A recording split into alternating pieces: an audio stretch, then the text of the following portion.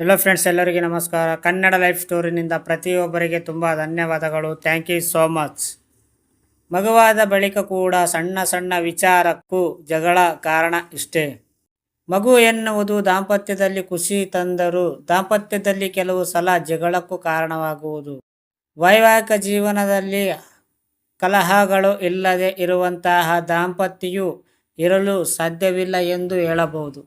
ಏನಾದರೂ ಸಣ್ಣ ಪುಟ್ಟ ಸಮಸ್ಯೆಗಳು ಜೀವನದಲ್ಲಿ ಇದ್ದೇ ಇರುವುದು.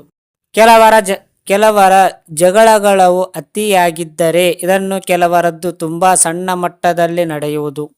ಆದರೆ ಹೆಚ್ಚಾಗಿ ದಾಂಪತ್ಯಕ್ಕೆ ಮಗುವಾದ ಬಳಿಕ ಸಮಸ್ಯೆಯು ಕಾಡುವುದು ಹೆಚ್ಚು ಎಂದು ಹೇಳಲಾಗಿದೆ.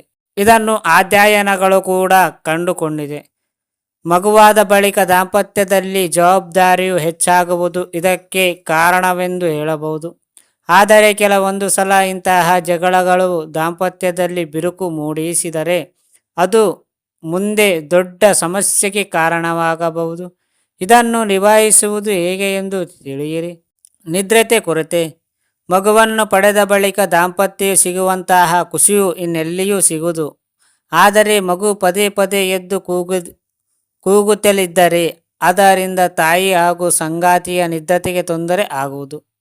ಕೆಲವೊಂದು ಸಲ ಮಗುವನ್ನು ನಿದ್ರೆಯಿಂದ ಎದ್ದಾಗ ಅದನ್ನು ಯಾರು ಸಮಾಧಾನಪಡಿಸಬೇಕು ಎನ್ನುವ ವಿಚಾರದಲ್ಲಿ ಜಗಳವು ಆಗುವುದು.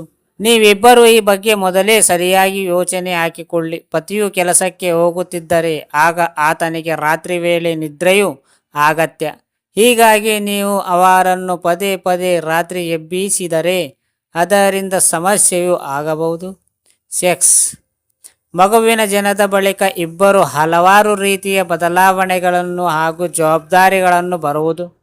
ಇದನ್ನು ನಿಭಾಯಿಸಿಕೊಂಡು ಹೋಗುವುದು ಅಷ್ಟೇ ಅಗತ್ಯ. ಅದೇ ರೀತಿಯಲ್ಲಿ ಲೈಂಗಿಕವಾಗಿ ಜೊತೆಯಾಗಿ ಸೇರುವುದು ಈ ಸಮಯದಲ್ಲಿ ಕಷ್ಟವಾಗಿರುವುದು. ಕೆಲವರು ಲೈಂಗಿಕವಾಗಿ ಸಕ್ರಿಯವಾಗಿ ಇರಲು ಹೆಚ್ಚು ಕಾತರಿಸುವವರು. ಮಗುವಿನ ಜನನದ ಬಳಿಕ ಕೆಲವು ತಿಂಗಳುಗಳ ಕಾಲ ಸಮಸ್ಯೆಯು ಕಾಡಬಹುದು. ಆದರೆ ಸಂಗಾತಿಗಳು ಇದನ್ನು ಅರ್ಥ ಮಾಡಿಕೊಂಡು ಸಹಕರಿಸುವುದು ಅಗತ್ಯ. ಲೈಂಗಿಕವಾಗಿ ಹೆಚ್ಚು ಸಕ್ರಿಯವಾಗಿ ಇರದೇ ಇದ್ದರೂ ಆಗ ನೀವು ದೈಹಿಕವಾಗಿ ಅನ್ಯೋನ್ಯತೆಯಿಂದ ಇರಲು ಪ್ರಯತ್ನಿಸಬಹುದು. ಬೇರೆ ರೀತಿಯಿಂದಲೂ ನೀವು ಲೈಂಗಿಕವಾಗಿಯೂ ಸಂಗಾತಿಗೆ ಹತ್ತಿರವಾಗಿ ಇರಬಹುದು.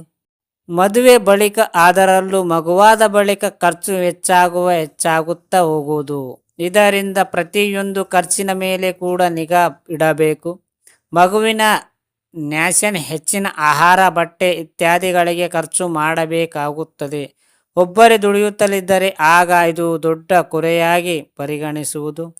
ಇಂತಹ ಸಂದರ್ಭದಲ್ಲಿ ಜನಗಳು ಕೂಡ ಆಗಬಹುದು. ಆದರೆ ಇಬ್ಬರು ವಾಗ್ವಾದ ಮಾಡುವ ಬದಲು ಇದನ್ನು ಸಮರ್ಥವಾಗಿ ನಿಭಾಯಿಸಲು ಕಲಿಯಿರಿ. ಹೇಗೆ ಮಗುವಿಗೆ ಖರ್ಚು ಮಾಡಬೇಕು ಮತ್ತು ಇತರ ಖರ್ಚುಗಳನ್ನು ಹೇಗೆ ಹೊಂದಾಣಿಕೆ ಮಾಡಿಕೊಂಡು ಹೋಗಬೇಕು ಎಂದು ತಿಳಿಯಿರಿ.